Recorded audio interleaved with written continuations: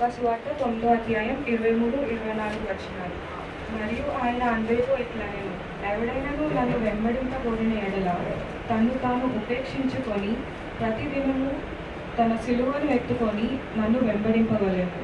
తన ప్రాణమును కోరువాడు దానిని పోగొట్టుకొనును. నా నిమిత్తమై తన ప్రాణమును పోగొట్టుకొనువాడు దానిని రక్షించి కనుగొనను. దేవుడి మనుషుల వాక్యం దీవించను గాక. ఆమేన్.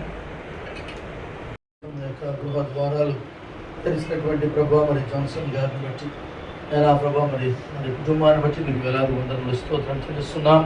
ఇప్పుడు వచ్చిన సంఘం అంతటి బట్టి కూడా మీకు వందనములు స్తోత్రం చెల్లిస్తూ సమయంలో ప్రభావ మేము ధ్యానించు వాక్యము ఆయన మా జీవితములకు ఏ కుటుంబానికి దీవెనకరంగా అన్ని ప్రభావాన్ని నామమైన ధ్యానాన్ని మనం కూడా చేయవలసిన వారు ఉన్నాము. కేవలం పెట్టి ఆయన చెప్పలేదు.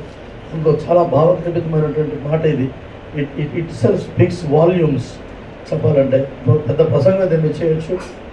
చిన్న ప్రసంగాన్ని మాత్రం నేను ముందు చేయాలని ఆశపడుతున్నాను. ఏంటంటే to be blessed, to have poor in to be poor in spirit, ఆత్మ విషయమై దీనిలో ఉండడం ఏంటంటే to have a right esteem about our selfs. మిమ్మల్ని గురించి మీకు సరి అయినటువంటి అవగాహన, లేకపోతే ఎస్టిమేట్ అంటే ఉంటుంది దాన్ని తెలుగులో ఉంటారు ఎస్టిమేషన్, ఎస్టిమేట్. మిమ్మల్ని గురించి మీరు ఏమనుకుంటున్నారు? అంచనా. అంచనా. To have a right estimate. మిమ్మల్ని గురించి మీరు వేసుకునే అంచనా ఏంటి కదా? యేసు ప్రభువు వారు ఇక్కడ పిలుస్తుంది ఏంటంటే దీనులై ఉండండి, ఆత్మ విషయమై దీనులై ఉండండి. To have a right estimate about yourself or ourself, myself. ఇది ఒక విషయం అని నేను భావిస్తున్నాను. అదేంటంటే it is honesty with our selfs. మన గురించి ఒక యథార్థమైనటువంటి ఒప్పుకోలు. ప్రజలు మన గురించి చాలా చెప్తారు. ప్రజలు మరి నేనేంటి అన్నప్పుడు చాలామంది చాలా విధాలుగా చెప్తారు. కొంతమంది మంచివాళ్ళు ఉంటారు, కొంతమంది చెడ్డవాడు ఉంటాడు, కొంతమంది ఇంకేదేదో మాట్లాడతారు. ఇక్కడ కూడా మనం చూస్తాం. ఒక సువార్త ఈ 9వ అధ్యాయంలో కొంచెం మనం 20 నుంచి మనం చూస్తే యేసు ప్రభు వారు తన గురించి ఏమనుకుంటున్నారు ప్రజలు అంటే, పేతురు అంటాడు కదా, నీవు క్రీస్తు అనుకుంటున్నారు అంటాడు ఆయన. ఇదే మాటను మనం మత్తయి సువార్త కూడా చూస్తాం 16వ అధ్యాయం. నన్ను గురించి అందరూ ఏమనుకుంటున్నారంటే, నువ్వు ప్రవక్త ఉంటున్నారు, నువ్వు ఇర్మియా ప్రవక్త ఉంటున్నారు, నువ్వు ఆ ప్రవక్త ఉంటున్నారు, నువ్వు ఏలియా ఉంటున్నారు, లేకపోతే నువ్వు బాప్తిజం ఇచ్చి యోహాను అనుకుంటున్నారు. ప్రభు వారు అంటారు కదా, మరి మీరు ఏమనుకుంటున్నారు నా గురించి? What you think about my self. నన్ను గురించి మీరు ఏమనుకుంటున్నారు అన్నప్పుడు అప్పుడు పేతురు అంటాడు కదా, నీవు మరి జీవముగల దేవుని కుమారుడువైన క్రీస్తు, you are the son of the living God. So అది మనం గమనించినప్పుడు పిల్లరా, మన గురించి మనం ఏమనుకుంటున్నాం అన్నప్పుడు ఇతరులు మన గురించి చాలా అనుకుంటారు చెప్పినట్లుగా.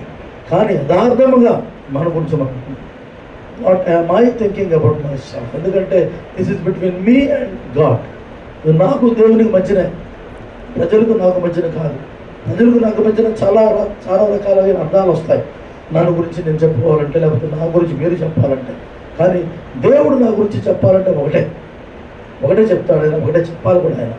కాబట్టి what God thinks about my self, to know our selfs and try to be our selfs అనేది అది చాలా ప్రాముఖ్యమైన విషయం.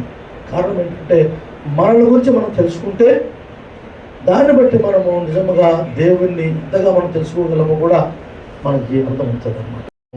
మరి మనం ఉండడానికి పిలువబడ్డామని మనం గ్రహించాలి.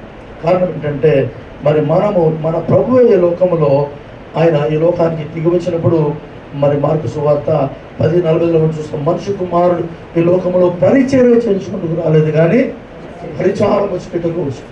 The son of man has come not to be served but to serve. That is the motto of Christian life. క్రైస్తవ జీవితం యొక్క మోటో కదా, ఒక విధేయమైన ఉన్నది అంటే అది ఇదే. ఏంటంటే పరిచారం చేయించుకోవడానికి కాదు, పరిచారం చేయడానికే నేను వచ్చాను అని ప్రభు వారు చెప్పిన మాటలే మీరు నేను చెప్పాలనే విషయాన్ని కూడా మనం గమనించాలి కదండి. To have a right estimate about ourself or oneself is to be humble. మనం తగ్గించుకుని ఈ లోకంలో జీవించే వారు ఉండాలి. దానికి ఉదాహరణ కూడా యేసుప్రభువారు మత్తయి 18:24 మనం చూస్తాము. మీరు చిన్నపిల్లల వలె దేవుని రాజ్యమును అంగీకరింపకపోతే కనుక మీరు అందులో ప్రవేశించారు. Unless you become the children, you have a child's mind, then only you can enter into the kingdom of God. దేవుని రాజ్యములో ప్రవేశించాలన్నా, దేవుని రాజ్యమును నీవు నీ ఉనికిని కలిగి ఉండాలంటే నీకు కావలసినటువంటి ఒకే ఒక అర్హత ఏంటంటే to humble yourself, learn to be a servant of all.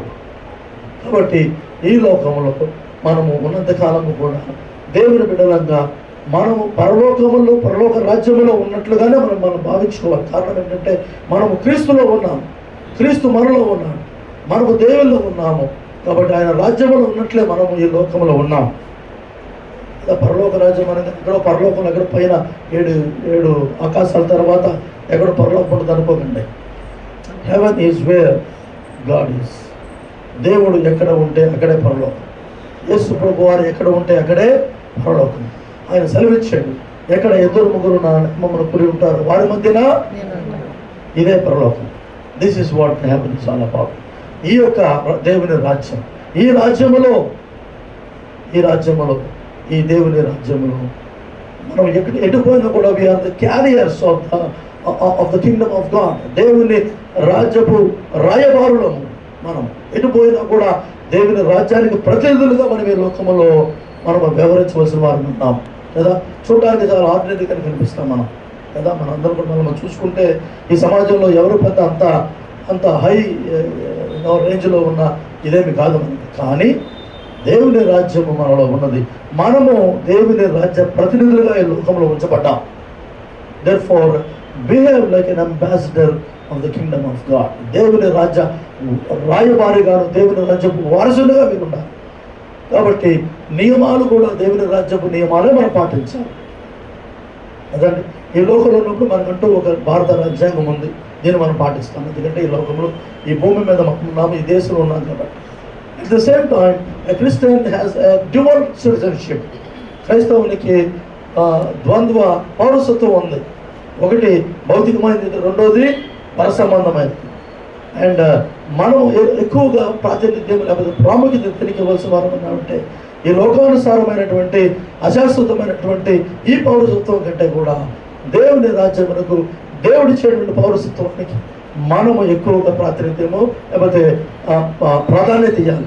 పౌలు గారు అంటాడు కదా, మనము మన యొక్క నివాసము పరలోకమందు ఉన్నది, మన పౌరసత్వము పరలోకమందు ఉన్నది. అక్కడ నుండి ప్రభువైన యేసుక్రీస్తు వారి యొక్క రాకడ కొరకే మనం ఎదురు చూస్తున్నాం. Therefore, the only qualification for us, to be poor in spirit. ఎందుకంటే మరి ఇక్కడ ప్రభువు వారు చెప్పినట్లుగా మరి ఆత్మవిషయమై దీనులైన వారు ధన్యులు, పరలోక రాజ్యము.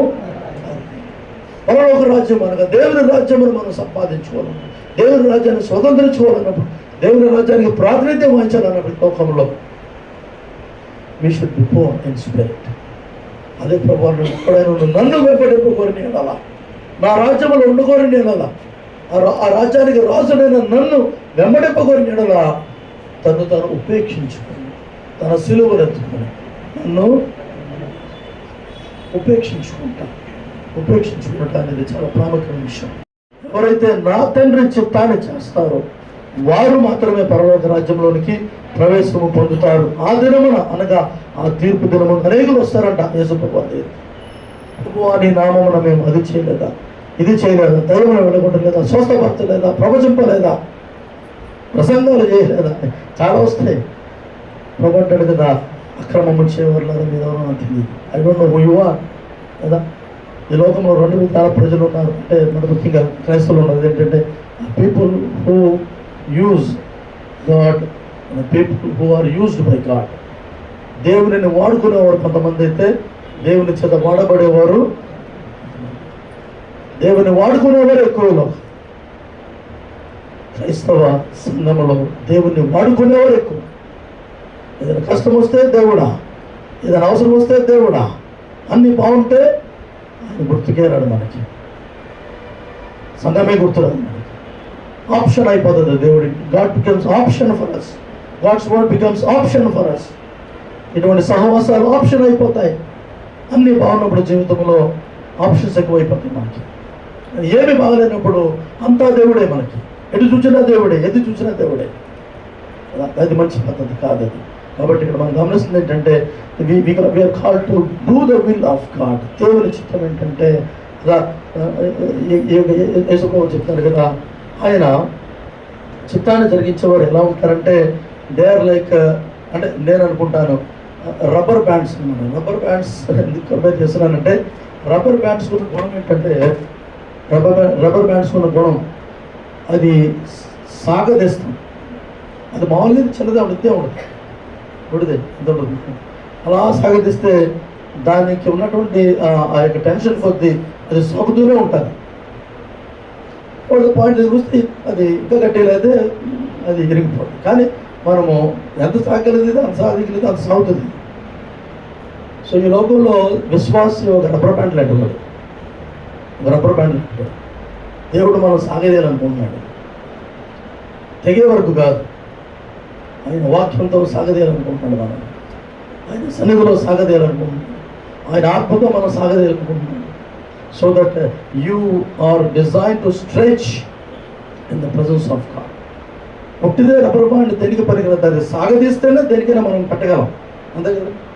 ఒకటి రబ్బర్ బ్యాండ్ దేనికి ఉపయోగించలేము, అది సాగదీస్తేనే మీ జడకి ఉప్పు వేసుకోవడానికి కానీ, లేకపోతే సాగదీస్తేనే దేనికైనా ఒక మూత పైన ఏదైనా పెట్టి దాన్ని కవర్ చేయడానికి కానీ సాగితేనే దానికి కూడా బయటపడతాను. అలాగే క్రైస్తవ జీవితం కూడా సాగితేనే, వాక్యంలో సాగితేనే, ప్రార్థనలో సాగితేనే, దేవుని సన్నిధిలో సాగితేనే అది ఉపయోగపడుతుంది. సాగకుండా ఎలా ఉన్నవాడు అలాగే ఉంటామంటే కొన్ని రోజుల తర్వాత మీరు చూడండి, అదే రబ్బర్ బ్యాండ్ సాగక దాన్ని అలా ఉంచేస్తే మీరు అది జిగురు తగ్గిపోయి దేనికి పనికిరాదు. ఇలా పెట్టుకుంటే తగ్గిపోతుంది, దేనికి పనికిరాదు. అటువంటి పనికిరాని క్రైస్తవ్యం మనకి వద్దు. మంచి చెడులు అన్నీ నువ్వు పెట్టుకున్నావు మా ప్రభ. ఇదిగో నువ్వు ఏది ఎంచుకుంటావో ఇదిగో నీకే అప్పు చెప్తున్నానని చెప్తున్నావు మా ప్రభ. ఇదిగో ప్రభా, ఒక పక్కన శాతాన్ని కూడా ఉంటుంది మా ప్రభా, ఒక్క పక్క నీ పరిశుద్ధాత్మ కూడా ఉంటుంది మా ప్రభా. ఇదిగో ఇది వద్దని చెప్పినప్పుడు నీ మాటకి లోబడే విధంగా మమ్మల్ని ఉంచి మా ప్రభా. యేసయ్య, ఇదిగో ప్రభా యేసయ్య, ఈ జీవితం చాలా చిన్నది మా ప్రభా. నాయన ఏ క్షణం ఏ వందనాలు చెల్లించుకుంటున్నాం నాయన. అయా మరి ఒకసారి వినయముగా మా ప్రభా, మేమేమై ఉన్నామో అది కేవలం మీ కృప వల్ల అయి ఉన్నాం నాయన. మా గొప్ప కాదు, మా ఘనత కాదు, నీ ఉచితమైన కృపను బట్టి ప్రేమను బట్టి నీకు వందనాలు చెల్లించుకుంటున్నాం నాయన. అవును ప్రభా, అవును తండ్రి. అయా మరి ఇదిగో నాయన ఈ మండల కాలంలో ప్రభా, అయా నువ్వు మా కొరకు చేసిన ప్రతి ఒక్క నాయన మరి చేసిన కార్యాన్ని బట్టి నీకు వందనాలు చెల్లించుకుంటున్నాం నాయన. అవును ప్రభా, మా పాపములు భరించావు, మా వ్యసనములు సహించావు తండ్రి, నీకు వందనాలయ్యా. పాపం లేని పరిశుద్ధుడు నాయన, ఆయనను కూడా నాయన నా కొరకు మా కొరకు పాపంగా చేయబడి ప్రభా, ప్రతి ఒక్క బిడ్డ కూడా నీ సత్య సువార్తను నాయన అంగీకరిస్తూ ప్రభా, నీ వాక్యానుసారంగా జీవిస్తూ నీ కొరకు సిద్ధపడుతూ ప్రభా, నీవు మా కొరకు ఏర్పరిచి చేసిన తండ్రి దేవ నిత్య జీవంలో ప్రవేశించే గొప్ప భాగ్యాన్ని ప్రతి ఒక్క బిడ్డకు మీరు దాయిచ్చేయమని వేడుకొంటున్నాం తండ్రి.